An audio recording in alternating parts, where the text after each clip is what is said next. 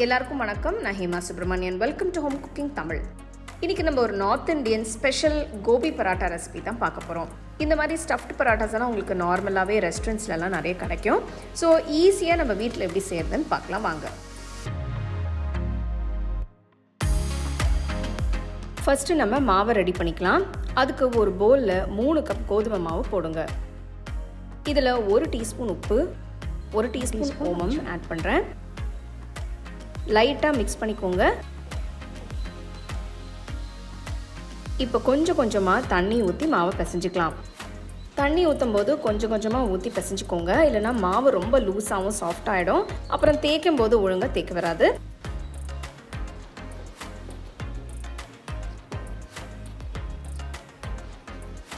பாருங்க, மாவு நல்லா திரண்டு வந்திருக்கு. ஒரு 5 நிமிஷத்துக்கு நல்லா பிசைஞ்சிக்கலாம்.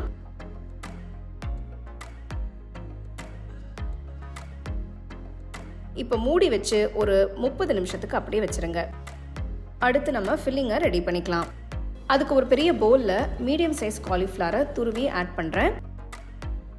நெக்ஸ்ட் ஒரு மீடியம் சைஸ் வெங்காயம் பொடியாக நறுக்கினது, 1 டேபிள் ஸ்பூன் பொடியாக நறுக்கின பூண்டு, 1 டேபிள் ஸ்பூன் பொடியாக நறுக்கின இஞ்சி, 1 பச்சை மிளகாய் பொடியாக நறுக்கினது, நெக்ஸ்ட் கொஞ்சமாக பொடியாக நறுக்கின கொத்தமல்லி சேர்த்துக்கலாம்.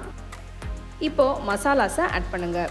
1 டீஸ்பூன் உப்பு, 1/2 டீஸ்பூன் மஞ்சள் தூள், 1/2 டீஸ்பூன் மிளகாய் தூள், 1 டீஸ்பூன் சீரகத்தூள், 1 டீஸ்பூன் கரம் மசாலா தூள் ஆட் பண்ணுறேன்.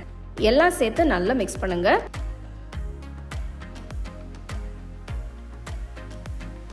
நான் கோபி பராட்டாவை இந்த மாதிரி பண்ணுறதுக்கு ப்ரிஃபர் பண்ணுவேன். பேனில் 2 டீஸ்பூன் எண்ணெயை ஊற்றி செஞ்சு வச்ச மசாலாவை பேனில் போட்டு நல்லா மிக்ஸ் பண்ணுங்கள். 5 நிமிஷத்துக்கு நல்லா வேகட்டும். மசாலாவை வேக வைக்கும்போது வெங்காயத்தில் இருக்கிற அந்த தண்ணி எல்லாம் நல்லா ட்ரை ஆகிடும். ஸோ மாவோட சேர்த்து தேய்க்கும் போது உங்களுக்கு பர்ஃபெக்டாக வரும். இல்லைனா மாவு ரொம்ப சாகி ஆகிடும். 5 நிமிஷத்துக்கு அப்புறம் அடுப்பை ஆஃப் பண்ணிவிட்டு மசாலாவை ஒரு பவுலுக்கு மாற்றிட்டு நல்லா ஆற விடுங்க. 30 நிமிஷத்துக்கு அப்புறம் பார்த்தீங்கன்னா மாவு நல்லா சாஃப்ட் ஆகிடுச்சு. இப்போ மாவை நல்லா ஈக்குவல் சைஸ் பால்ஸாக பிரிச்சுக்கலாம்.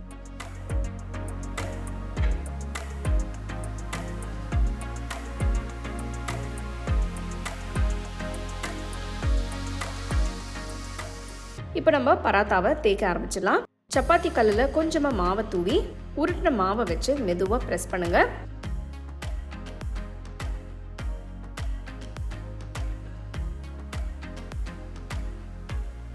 ரெடி பண்ண ஃபில்லிங்கை வச்சு எல்லா பக்கம்ல இருந்து க்ளோஸ் பண்ணுங்க.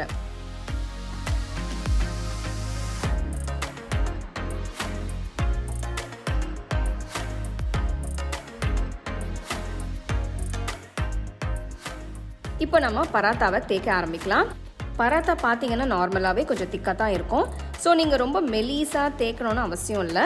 மெலிசாக தேய்ச்சிங்கன்னா மசாலாலாம் வெளியில் வர ஆரம்பிச்சிடும். இதே மாதிரி எல்லா பராத்தாவும் ரெடி பண்ணிக்கலாம்.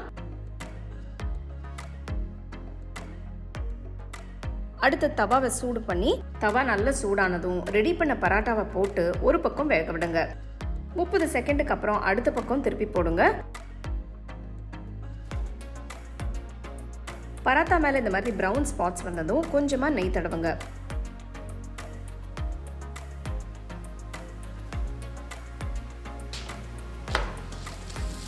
அடுத்த பக்கம் திருப்பி போட்டு லைட்டாக ப்ரெஸ் பண்ணிவிட்டு கொஞ்சமாக நெய் தடவி பராட்டாவை ஃபுல்லாக வேகிற மாதிரி பார்த்துக்கோங்க.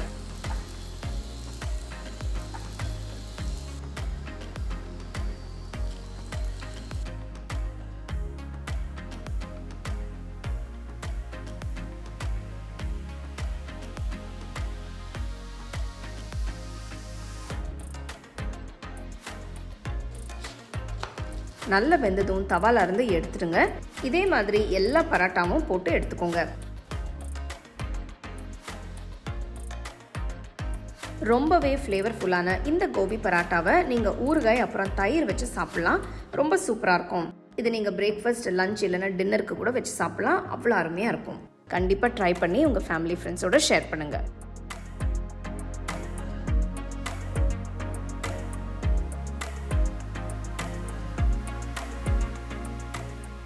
உங்களுக்கு இந்த ரெசிபி பிடிச்சிருந்தா லைக் பண்ணி ஷேர் பண்ணி ஹோம் குக்கிங் தமிழ் சேனலுக்கு சப்ஸ்கிரைப் பண்ணுங்கள். மறக்காமல் பெல் ஐக்கானை கிளிக் பண்ணுங்கள்.